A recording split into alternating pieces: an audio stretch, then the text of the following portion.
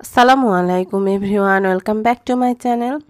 আজকের পর্বে আপনাদেরকে তৈরি করে দেখাবো জলপাইয়ের টক ঝাল মিষ্টি তেলের আচার। এই আচারটা অনেক বেশি মজার হয়, খিচুড়ির সাথে খেতে অনেক বেশি ভালো লাগে। আর একবার বানিয়ে আপনারা এটা পুরো বছর জুড়ে সংরক্ষণ করে খেতে পারবেন।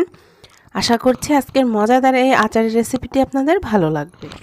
আচার তৈরির জন্য এখানে আমি 1 কেজির থেকে একটু বেশি পরিমাণ জলপাই নিয়েছি। আর জলপাইগুলোকে আগে থেকে খুব ভালোভাবে ধুয়ে পানিটা ঝরিয়ে তারপর আমি এগুলোকে এভাবে কেটে নিয়েছি। আপনারা চাইলে আস্ত জলপাই দিয়েও আচারটা করে নিতে পারেন, তবে আজকে আমি এভাবে কেটেই এই তেলের আচারটা তৈরি করব। এতে করে মশলাগুলো খুব ভালোভাবে আচারের মধ্যে ঢুকবে আর আচারটা খেতেও অনেক বেশি ভালো লাগবে। আর অবশ্যই পানিটা খুব ভালোভাবে ঝরিয়ে নিতে হবে। এবারে আচারের জন্য আমরা একটা মশলা তৈরি করে নেব। সেজন্য এখানে আমি নিয়েছি 1 চা চামচ পরিমাণ আস্ত জিরা, 1 চা চামচ পাঁচফোড়ন, সাথে নিয়েছি 1 চা চামচ পরিমাণ ধনিয়া আর 2টার মতো শুকনো মরিচ। এগুলোকে শুকনো খোলায় টেলে খুব ভালো করে গুঁড়ো করে নেব।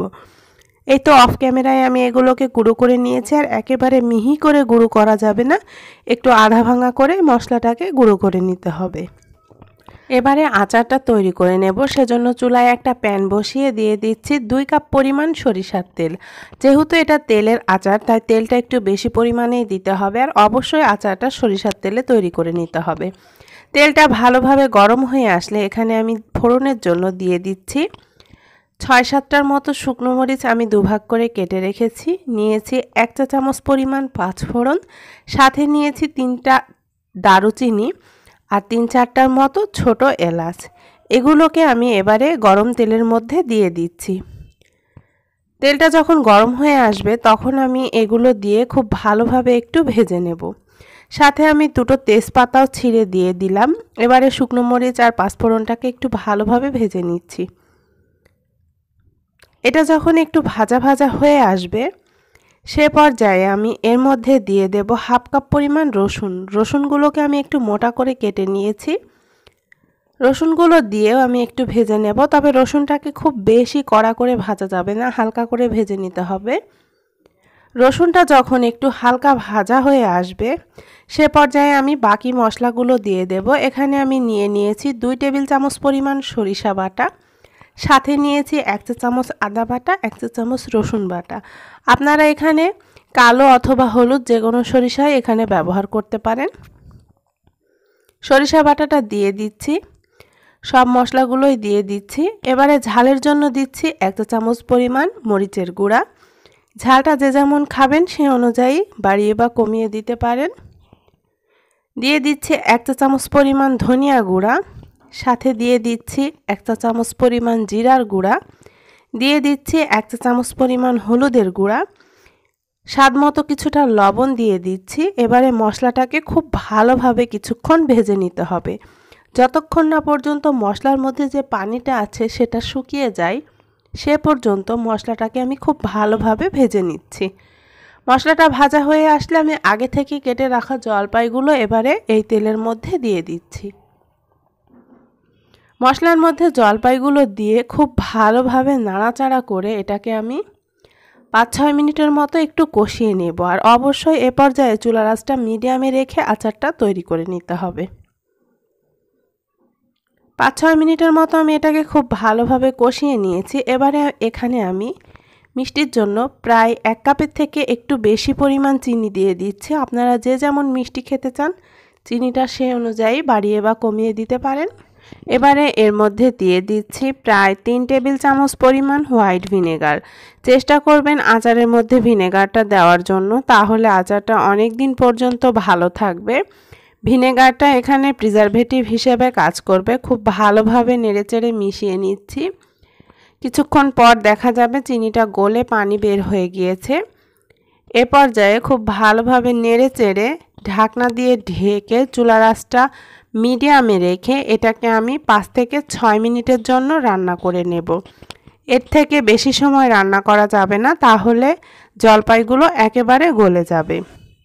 প্রায় 5 মিনিট পর আমি ঢাকনাটা উঠিয়ে নিয়েছি। জলপাইটা এ পর্যায়ে বেশ খানিকটা সেদ্ধ হয়ে এসেছে। এ সময়ে আমি এর মধ্যে দিয়ে দিচ্ছি 1 চা চামচ পরিমাণ বিট লবণ। চেষ্টা করবেন আচারের মধ্যে বিট লবণটা দেওয়ার জন্য, তাহলে আচারের টেস্টটা অনেক বেশি ভালো হয়। তবে আপনাদের হাতের কাছে বিট লবণটা না থাকলে বাদ দিতে পারেন। খুব ভালোভাবে নেড়েচেড়ে আবারও এটাকে মিশিয়ে নিচ্ছি। তারপর চুলার জালটা একেবারে লোতে করে আমি আচারটাকে প্রায় 20 থেকে 25 মিনিটের মতো জাল করে নেব। আর অবশ্যই এ পর্যায়ে চুলার আঁচটা লোতে রেখে আচারটা তৈরি করে নিতে হবে। তাহলে আচারটা খুব সুন্দরভাবে তৈরি হবে। আর অবশ্যই মাঝে মাঝে আচারটা নেড়ে দিতে হবে, না হলে আবার নিচে লেগে যাওয়ার সম্ভাবনা থাকে। তো আমি প্রায় 15 থেকে 20 মিনিটের জন্য আচারটাকে জাল করে নেব। 20 মিনিট পর আচারটা প্রায় রেডি হয়ে এসেছে। জলপাইটা পুরোপুরি সেদ্ধ হয়ে গিয়েছে। এ পর্যায়ে আমি আচারের মধ্যে দিয়ে দিচ্ছি আচারের মশলাটা। আগে থেকে আমি যে মশলাটা গুঁড়ো করে রেখেছিলাম সেই মশলাটা এখানে আমি পুরোটাই দিয়ে দিচ্ছি। তারপর আবারও এটাকে খুব ভালোভাবে নেড়েচেড়ে মিশিয়ে নিচ্ছি। মেশানো হয়ে গেলে চুলার জালটা আবারও একেবারে লোতে করে আরও 5-6 মিনিটের জন্য এটাকে আমি জাল করে নেব। 6 মিনিট পর আমি এটাকে চুলা থেকে নামিয়ে নিয়েছি। আচারটা একেবারে রেডি হয়ে গিয়েছে। দেখুন দর্শক, দেখতে কতটা লোভনীয় হয়েছে। এবারে আমি এই পাত্রের মধ্যে আচারটাকে রেখে খুব ভালোভাবে ঠান্ডা করে নেব। কোনোভাবে গরম আচার সংরক্ষণ করা যাবে না, একেবারে ঠান্ডা করে তারপরে আচারটা সংরক্ষণ করতে হবে। 3-4 ঘন্টা পর একটা সার্ভিং প্লেটে আমি আচারটা পরিবেশন করে নিচ্ছি। দেখুন দর্শক, দেখতে যেমন লোভনীয় হয়েছে, খেতেও অনেক বেশি মজার জলপাইয়ের এই টক ঝাল মিষ্টি আচারটা। এটা খিচুড়ি সাদা ভাতের সাথে খেতে অসম্ভব মজা লাগে, এমনি এমনি খেতেও খুব বেশি ভালো লাগে। আপনারা এটাকে পুরো বছরের জন্য সংরক্ষণ করে রাখতে পারেন। তবে সংরক্ষণের সময় একটা জিনিস খেয়াল রাখবেন, কোনোভাবেই ভেজা চামচ বা ভেজা হাত আচারের মধ্যে দেওয়া যাবে না, তাহলে আচারটা নষ্ট হয়ে যেতে পারে। এই তো আচারটা আমি পরিবেশন করে নিয়েছি। দেখুন দর্শক, কতটা লোভনীয় হয়েছে। আমার চ্যানেলে আরও বেশ কিছু আচারের রেসিপি রয়েছে, আপনারা চাইলে দেখে নিতে পারেন। আমি ডিসক্রিপশন বক্সে লিঙ্কগুলো দিয়ে দেব।